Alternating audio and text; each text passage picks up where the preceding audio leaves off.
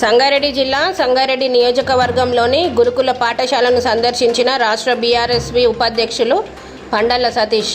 ఈ సందర్భంగా వారు మాట్లాడుతూ బీఆర్ఎస్వి గురుకుల బాట సందర్భంగా BRS party working president KTR ఆదేశానుసారం గురుకుల బాట సందర్భంగా సదాశివపేట పట్టణంలోని గురుకుల పాఠశాలను మరియు కొండాపూర్ మండలంలోని గిర్మాపూర్ వసతి గృహాలను సందర్శించారు.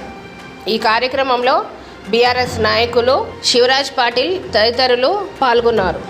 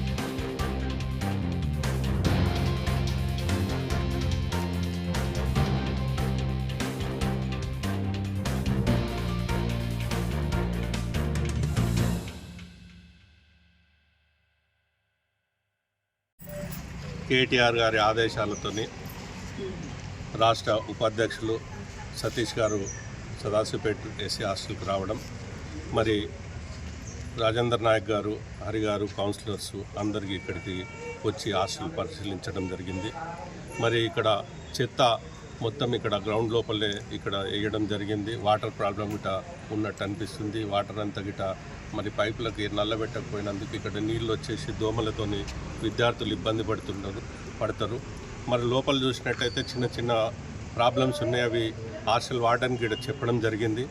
మరి తక్షణమే ఇక్కడ చేపించడానికి మున్సిపాలిటీ నుండి ఈ చెత్త ఎత్తిపీయడము, ఈ వాటర్ ప్రాబ్లం సాల్వ్ చేయడానికి మళ్ళీ ఇంకేదైనా శానిటైజేషన్ పరంగా అవసరం ఉన్నట్టయితే నేను మున్సిపాలిటీ తరఫు నుండి చేపిస్తాను.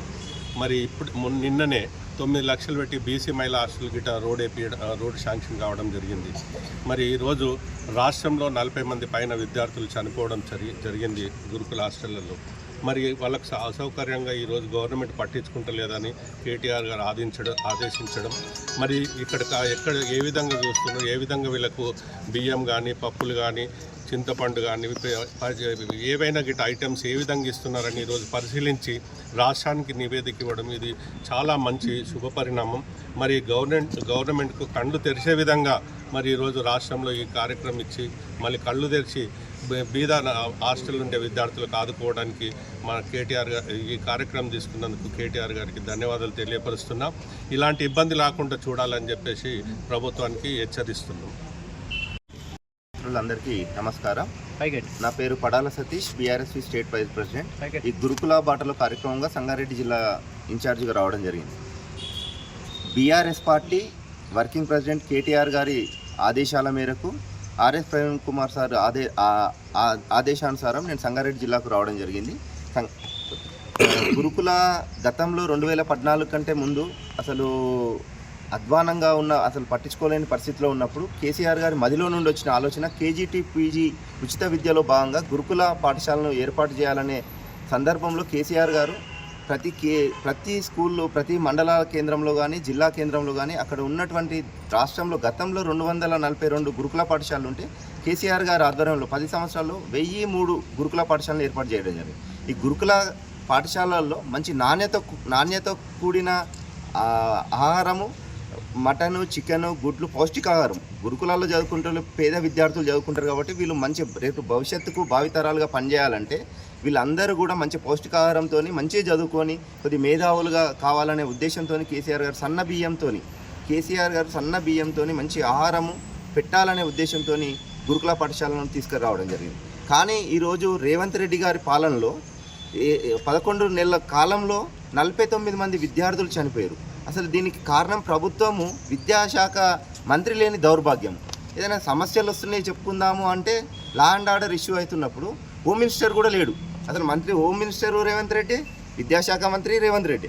మరి 49 మంది చనిపోవడానికి కారణమైన రేవంత్ రెడ్డి ముందుగా మా విద్యార్థి పక్షాన డిమాండ్ చేస్తున్నాం, రాజీనామా చేయాలి. కానీ ఈరోజు మానసికంగా ఆవేదన చెందుతున్నటువంటి విద్యా వ్యవస్థను నాశనం చేయాలి, ఈ పేదలు చదువుకునే విద్యా వ్యవస్థను పటిష్టం కావద్దన్న ఉద్దేశంతో రేవంత్ రెడ్డి ఈ గురుకులాలను, కేంద్రీయ గురుకులాలను, కేజీబీబీ స్కూళ్లను, ఎస్సీ హాస్టల్స్ను, వెల్ఫేర్ హాస్టళ్లను పట్టించుకుపోవడము ఎంత దౌర్భాగ్యం అంటే, ఇది యావత్ తెలంగాణ 10 సంవత్సరాల్లో భారతదేశంలోనే నెంబర్ 1 ఉన్నటువంటి తెలంగాణ రాష్ట్రము ఈరోజు 10 సంవత్సరాలు వెనక్కి నెట్టే పరిస్థితి తెచ్చినటువంటి రేవంత్ రెడ్డి గారు చాలా దౌర్భాగ్యంగా ప్రవర్తిస్తున్నటువంటి రేవంత్ రెడ్డి గారు రాజీనామా చేయాలని బీఆర్ఎస్ పక్షాన డిమాండ్ చేస్తున్నాం. మాకు ముఖ్యంగా బీఆర్ఎస్వి తరఫున హాస్టల్లో సందర్శించి రేపు వారం రోజుల్లో అసెంబ్లీ సమావేశాల్లో గురుకులాల పైన మా ప్రతిపక్ష నాయకుడు కేటీఆర్ గారు, హరీష్ రావు గారు మాట్లాడాలన్న సందర్భంలో గురుకులాలపైనే మెయిన్గా ఫోకస్ పెట్టాలనే ఉద్దేశంతో